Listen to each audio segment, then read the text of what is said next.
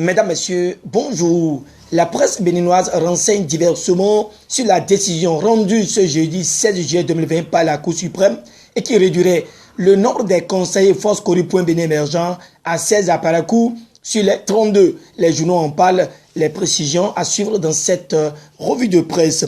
Les candidats à l'examen du baccalauréat session de juillet composent dès le lundi 20 juillet prochain. La phase écrite, Alphonse Da Silva donne des précisions. Les scandales dénombrés par les journaux à suivre dans cette revue de presse. Le Bénin est classé deuxième pays de l'UEMOA où la pauvreté est en baisse.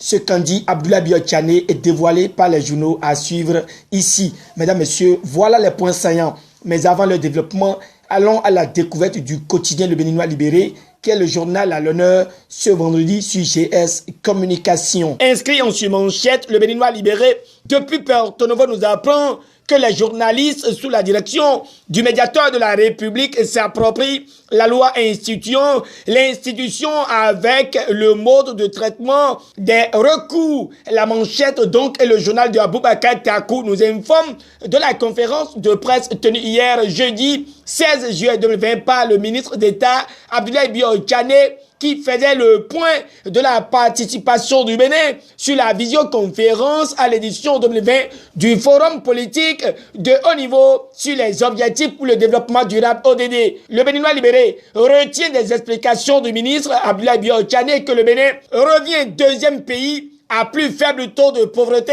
juste après le Sénégal dans l'espace UEMOA. Imprégné de cette réalité, le journal de Aboubacar Takou voit l'économie béninoise aux anges. Le même quotidien va à Parakou pour se prononcer sur la décision rendue par la Cour suprême à Porto Novo et ordonnant la reprise sous quinzaine de l'élection du maire. Yaya se suicide pas un cori, écrit le Béninois Libéré, avant d'indexer Ousmane Traoré, le conseiller dont le siège est concerné et qui a entretenu hier les hommes des médias à la bourse de travail Cotonou sur les tenants et les aboutissants de cette décision qui sonne la fin de la majorité du parti Force Cori Bénin émergent dans la cité des Kobourou, toujours avec le Béninois Libéré et la promotion de la protection des personnes à tête de l'albinisme vient en titre. Ici, l'on retient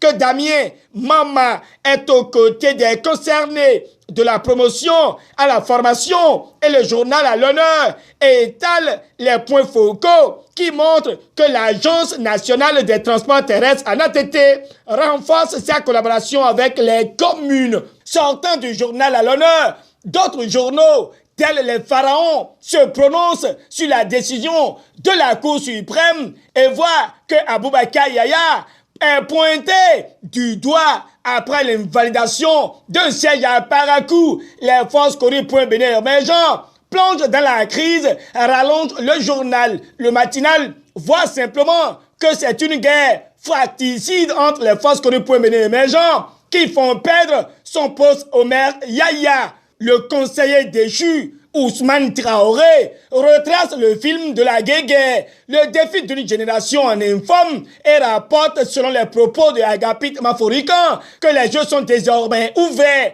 Yaya a creusé sa propre tombe, renseigne le leader du jour pour le journal de Olivier Kwenou. Charles Tucker jubile et se prépare. Le maire Aboubacar Yaya, l'arroseur arrosé, signale le Soleil Bénin Info qui se réjouit comme la nation que le Bénin soit le deuxième pays dans l'espace UEMOA où la pauvreté est moins élevée. Pendant que ces actualités allaient bon train, Dynamise Info est préoccupé par la participation de tous les courants politiques aux prochaines présidentielles. Selon le journal de Parfait Bocor, la bonne foi des dirigeants et le sursaut patriotique pour sauter les verrous, même si le Parlement a visiblement les mains liées. Le même journal touche les initiatives de tournée pour le second mandat en plein Covid. Patrice Talon devra faire interdire les bordels en son nom, écrit Dynamise Info. À son tour,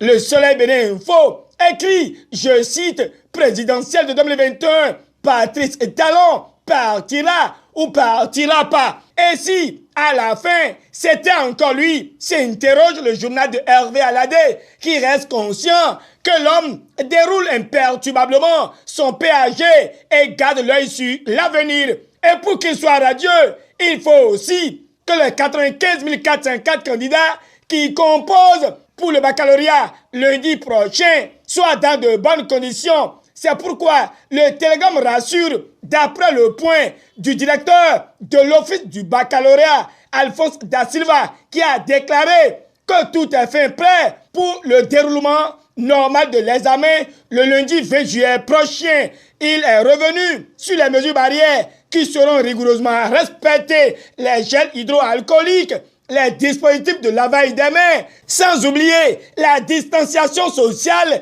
Reste aussi des dispositions prises pour la bonne marche sans risque, confie le télégramme. Bonne chance donc aux candidats. Allègrement et les actualités liées au scandale financier pointent à l'horizon. Le télégramme reste et mentionne que le régisseur du COS Lépi, Rafiou Sorokou, est porté disparu après la visite des auditeurs de l'IGF.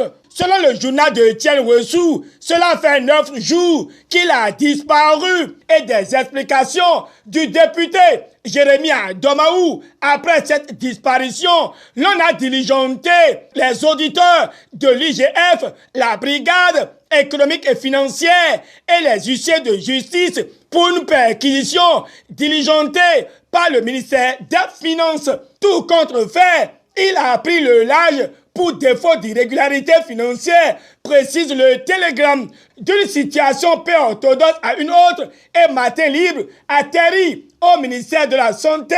Ici, c'est le scandale des ambulances qui revient. Le nouvel observateur appuie et livre les troublantes révélations de Jean-Baptiste Elias sur le dossier achat d'ambulances. Le procureur de la Cour de répression des infractions économiques et du terrorisme a accusé réception et transmis le dossier à la brigade économique et financière, précise le Canard. En attendant la suite, Matin Libre confie que le sort du CA et CQ cité dans l'affaire Confiance Concussion au premier arrondissement de Cotonou sera connu le 20 octobre prochain. L'autre dossier vidé est celui relatif à l'affaire ICC Service où les ténors sont libres de leur mouvement. Dynamise Info voit simplement que la justice a manqué de condamner les promoteurs à perpétuité déjà que les spoliés n'ont pas été payés. Mesdames, Messieurs, c'est sur cette actualité que se referme ce rendez-vous que je vous remercie d'avoir suivi avec une grande attention. Au revoir, bon week-end et à lundi.